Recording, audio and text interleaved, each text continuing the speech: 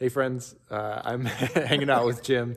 Many of you guys have already gotten a chance to know Jim Wanke and his wife Betty. They've been coming to our church since October. Right? Middle of October. Yeah, October.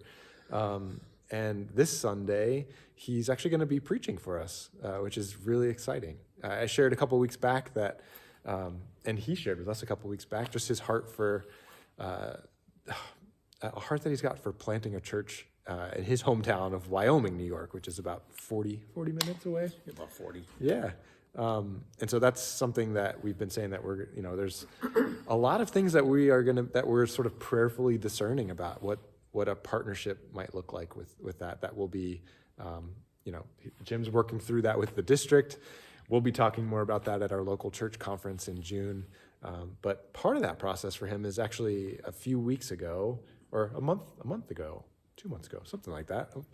A couple weeks. Our board voted to recommend him to the Wesleyan Western New York District Board to be received as a ministerial student as part of his credentialing process and church planting process and all that. And as part of that responsibility of being a ministerial student includes preaching somewhat regularly. And so we're going to do that. We're going to do that this Sunday. I asked him if he would be willing to preach during Lent, especially leading up to his Easter sunrise service in Wyoming, which many of you are going to be participating in as well. And so he graciously agreed to do that.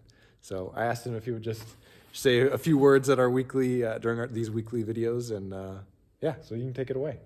Okay, well, we are really appreciative of the support that this church has given us. I can actually see this church in Wyoming being a replica, in a way, of this church here. What we want to do in Wyoming, though, is we want to go beyond those four walls of that church building, and we want to reach the community in a way that has not been reached in a long, long time.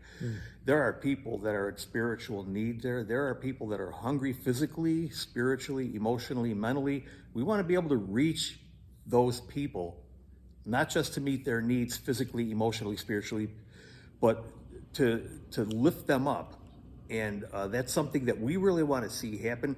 And I keep thinking of what this church looks like in this community and how that can be that way in Wyoming. And we're really excited about that. And the Lord has just really opened up door after door after door.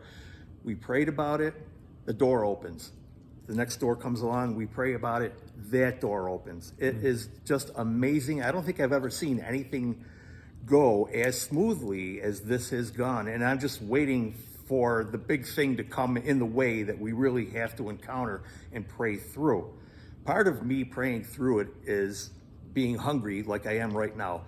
This is what I have from sunup until sundown today, because I want to participate in the fasting in a way that I can do it. And when my stomach tells me it's time to eat, that means it's time to get into the Word, and it's time to pray and really seek the Lord about what we're doing in Wyoming. And so I'm participating in fasting also, not in the same way that you guys are. I might talk a little bit about that on Sunday, but I would really love to have you all be here because I'd like to talk to y'all. I want to thank you all for the support, and we love you all. And it's just been really a blessing for Betty and me to be in this church. It's just an amazing experience.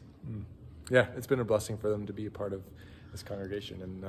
And his friendship has been a blessing to me as well. So we look forward to seeing many of your faces this Sunday. And sort of expecting to see what the Lord does in the coming weeks and months. God bless you all. All right. Thanks, friends.